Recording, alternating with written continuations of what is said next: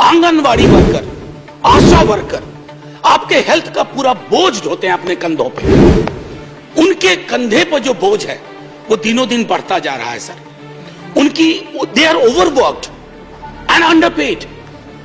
काम इतना ज्यादा और उसके एवज में उन्हें हम क्या दे रहे हैं? ये नजरिया आपको राइट टू हेल्थ के विस्तारीकरण और उस गोल तक पहुंचने में मदद नहीं करेगा। फ्रंटलाइन वर्कर्स के लिए तालियां बजी, फ्रंटलाइन वर्कर्स के लिए अन्य तरह के समारोह हुए, लेकिन सर वो फ्रंटलाइन वर्कर्स जिंदा इंसान है।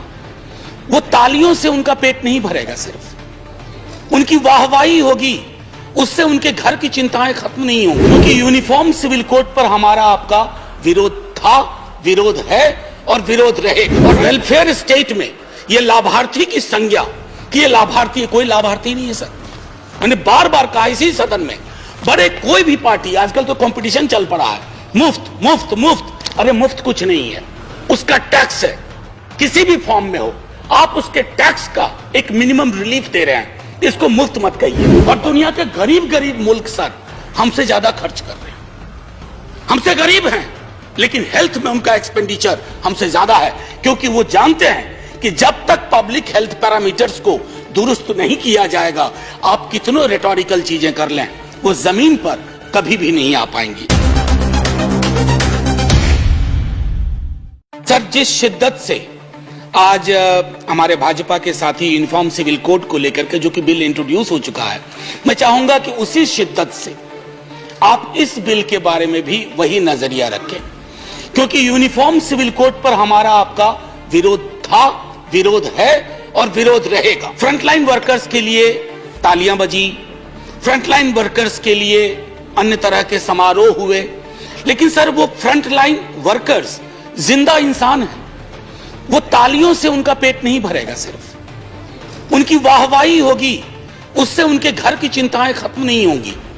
आंगनवाड़ी वर्कर, आशा वर्कर आपके हेल्थ का पूरा बोझ ढोते हैं अपने कंधों पे। उनके कंधे पर जो बोझ है वो दिनों दिन बढ़ता जा रहा है सर। उनकी they are overworked and underpaid. काम इतना ज्यादा और उसके एवज में उन्हें हम क्या दे रहे हैं? कोई सोशल सिक्योरिटी नहीं। कितना मानदेय? पीनट्स। ये नजरिया आपको राइट टू हेल्थ के विस्तारीकरण और उस गोल तक पहुंचने में मदद नहीं करेगा।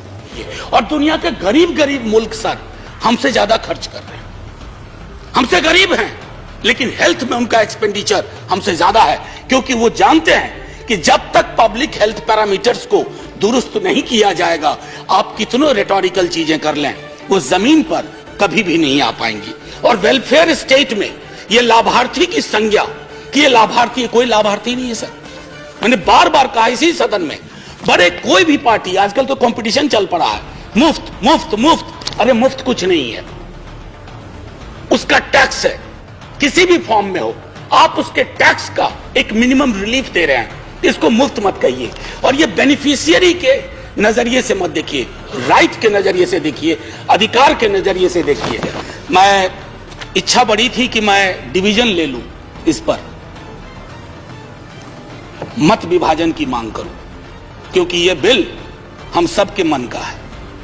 लेकिन मंत्री महोदया मुझे देख रही हैं टुकुर टुकुर और बाकी लोग भी, तो मैं मत विभाजन की अपने टेम्पटेशन को कर्व करता हूं इस अपील के साथ कि सर आज नहीं तो कल ये बिल आएगा, आज नहीं तो कल ये होना है।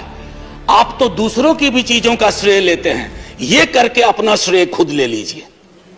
अगर आप ये कर बैठे तो एक बहुत बड़ा एहसान होगा इस देश पर, इस देश के नागरिकों पर। और शायद एक आगे जब हम बात करेंगे ना, तो हेल्थ को लाभार्थी के नजरिए से नहीं, अधिकार के नजरिए से बात करेंगे। हमारे आशा कर्मी प्रोटेक्टेड होंगे, आंगनवाड़ी कर्मी प्रोटेक्टेड होंगे, डॉक्टर पेशेंट रेशियो बेहतर होगा, पीएचसी लैकलस्टर नहीं होगी, सरकारी अस्पताल में कुत्ते नहीं सो रहे होंगे बेड्स पे, ये शायद बेहतर परिस्थितियां होंगी। Thank you so much sir.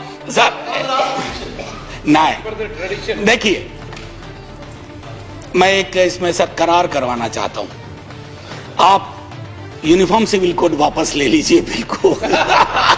No, that was in a lighter note. I must say, I have spoken, my friends have spoken, Honorable Minister has spoken, and we have a general consensus. We'll take steps, but my only request is, let it not be baby steps.